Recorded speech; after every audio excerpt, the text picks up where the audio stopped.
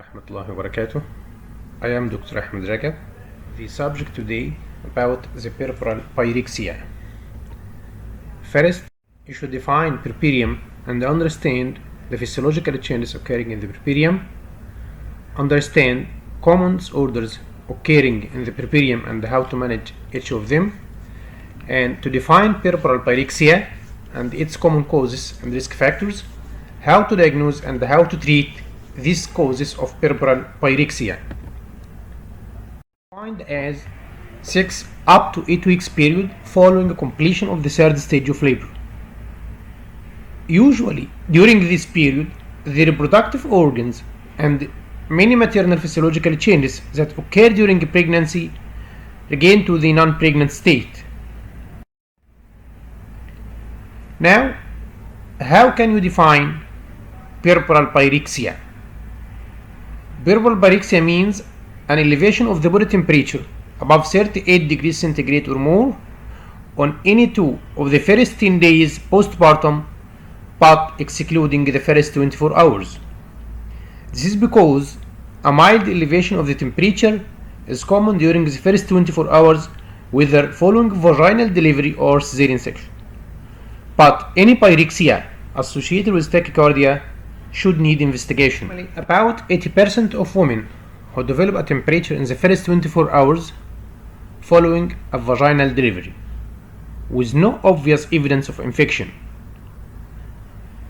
Some of women with breast engorgement also have puerperal pyrexia, but there are common causes of pathological puerperal pyrexia like chest infection, throat infection, mastitis, UTI, pelvic organ infections, cesarean section wound infection, local perineal or vaginal lacerations infection, pelvic thrombophlebitis, or even leg DVT. Regarding puerperal pyrexia occurring with upper respiratory tract infection, it is found as a common cause during the first 24 hours after delivery, especially in those who took general anesthesia. Atelectasis may be associated with some fever and can be prevented early with regular chest physiotherapy and antibiotic. Aspiration pneumonia, again known as Mendelssohn syndrome, must be suspected if there is a spiking fever associated with chest dyspnea or evidence of hypoxia following general anesthesia. This patient should be admitted to the hospital, usually in intensive care unit, treated by oxygenation and aggressive antibiotic treatment. Regarding mastitis, mastitis is a common cause of puerperal pyrexia and usually caused by Staphylococcus aureus. Diagnosed usually by fever associated with rigors, malaise, red tender swollen breast. Physical examination may show an area of infection on the breast, and a typical finding, the breast is warm, red and tender. When the examination reveals a tender, hard, fluctuant mass with overlying erythematous area, an abscess should be considered. The treatment, usually breast infection during puerperal period, is treated by moist heating, massage, fluid, rest, proper positioning of the infant during lactation, manual expression of the milk from the breast to be discharged easily, and analgesic. At some time, we should stop lactation, especially in cases of severe infection and abscess formation. Penicillinase resistant cases should be treated by cephalosporin like cefalexin. Erythromycin, clindamycin, and vancomycin may be used in some cases. Resolution usually occurs after 48 hours of the onset of antibiotic therapy. Now, what about local genital tract infection? Any case of puerperal pyrexia should be considered as local genital tract infection till proved otherwise. A local genital tract infection following delivery is commonly referred as puerperal sepsis. Over 80% of cases occurs after delivery, but sometimes may occur after abortion or following preterm premature rupture of membranes. Around one half occurred following birth at term, so named postnatal puerperal sepsis. In all of these cases, group A streptococci comes on the top of the list of organisms causing infection about 50% of cases. Okay. The initiating point may be a placental separation area, or a laceration in the genital tract, or caesarean section or episiotomy wound. Placental separation exposes a large raw area equivalent to an open wound. So, the retained products of conception or blood clots within the uterus can provide an excellent culture media for the infection or infectious organism. Following vaginal delivery, they're almost associated with some genital laceration, again, the invading pathogen getting away to the genital tract. At some times, these lacerations may not need surgical repair. They can become focus of infection similar to a iatrogenic wound, such as caesarean section wound and episiotomy wound. When these wounds are present with some risk factors, puerperal infection will start. The common risk factors include obesity, history of diabetes mellitus or HIV, history of chorioamnitis, prolonged rupture of membrane, or cervical cerclage for incompetence, history of prolonged labor, repeated and multiple vaginal examinations during the process of vaginal delivery, instrumental delivery like forceps or ventouse, caesarean section more than vaginal delivery are riskier, manual removal of the placenta, or retained products of the placenta or membranes. About the host of organism. Normally, a mixed flora with low virulence colonizes inside the vagina. But puerperal infection is a polymicrobial agent and involves contaminants from the bowel that colonizes the perineum and lower genital tract. Following delivery, the natural barrier to infection are commonly removed, and therefore organisms with a pathogenic strains or pathogenic potentiality can ascend from the lower genital tract up to the uterine cavity, even to the pelvis. Again, on the top of the gram-positive organisms, beta hemolytic streptococci group, especially group A, about 50% of cases, or group B or D. Staph aureus, enterococci, gram-negative like Escherichia coli, Haemophilus influenza, Klebsiella, Pseudomonas. Gardnerella vaginalis also may be a cause.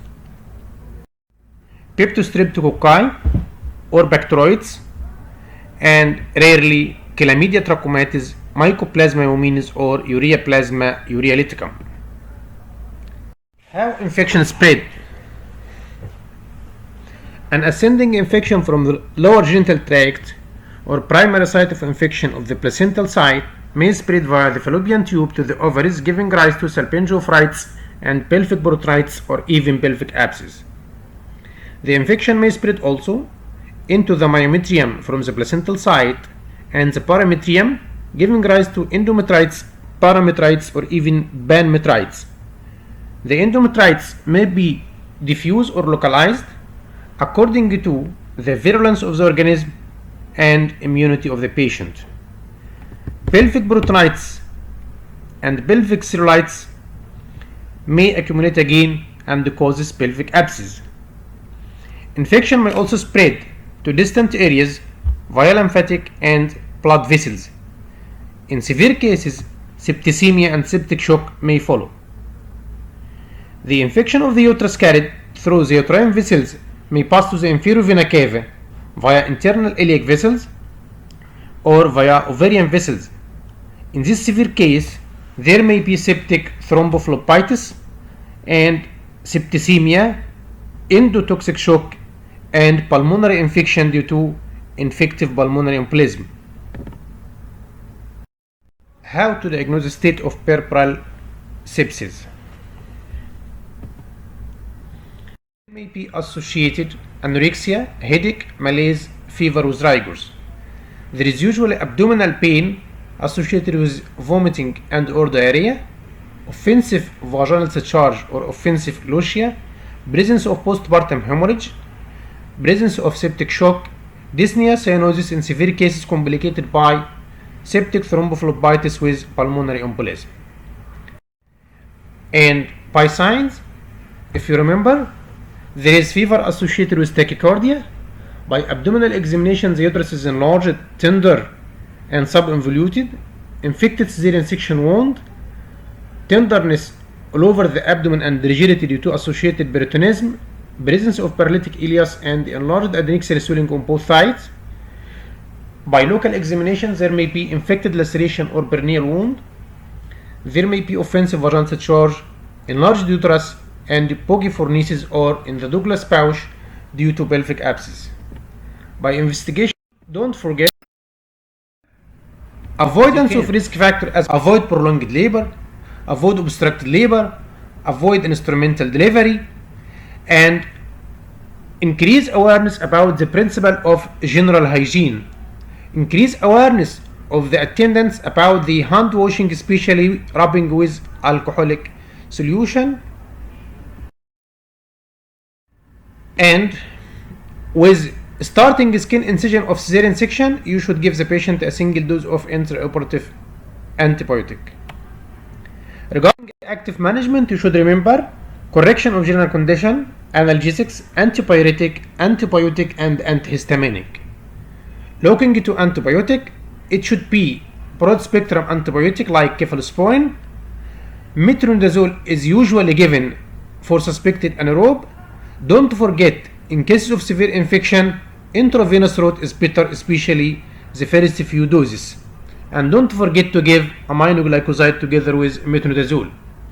In cases of suspected cases of septic shock, don't forget, immediate treatment should be started with aggressive umbrella of antibiotic, intravenous fluid, and better in intensive care unit.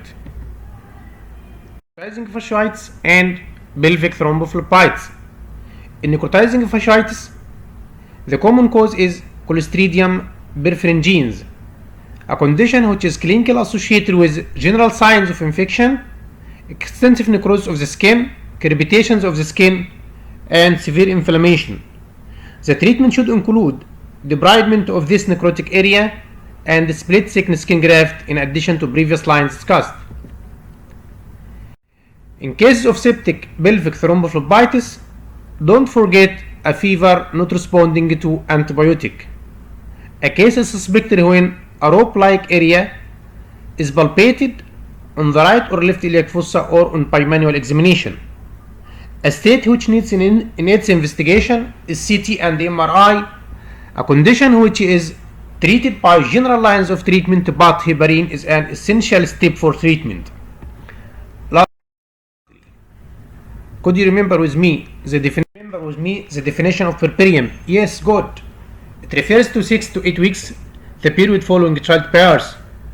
During this period, normal physiological changes occurring during pregnancy and local genital changes will regain to the non-pregnant state.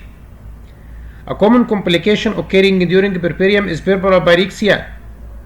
Puerperal pyrexia should be considered as puerperal sepsis till proved otherwise. There is a normal elevation of body temperature during the first 24 hours following delivery. So, puerperal pyrexia is defined as elevation of the body temperature more than 38 degrees or more after the first 24 hours. Common cause of puerperal pyrexia are upper respiratory tract infection, sore throat, UTI, breast engorgement or breast infection or breast abscess, local genital tract infection, starting by vaginal perineal lacerations, endometritis, pelvic cellulitis, salpingo-oophorytis, pelvic abscess, pelvic vein thrombophlebitis. Don't forget, pelvic thrombophlebitis and necrotizing fasciitis are severe conditions fatal condition should be treated immediately, otherwise the end will be hazardous for the mother. In cases of suspected pelvic vein thrombophlebitis, heparin is an essential line of treatment in addition to usual lines. All of these cases of puerperal sepsis should be treated in hospital. Some cases of puerperal sepsis may be associated with septic shock, so treatment in hospital, especially in intensive care unit, is an essential step for treatment. Some cases of puerperal sepsis may need hysterectomy, as those with Clostridium tetani infection and Clostridium olschiae infection. Some cases of necrotizing fasciitis may need debridement of the tissue and skin graft later on. Thank you.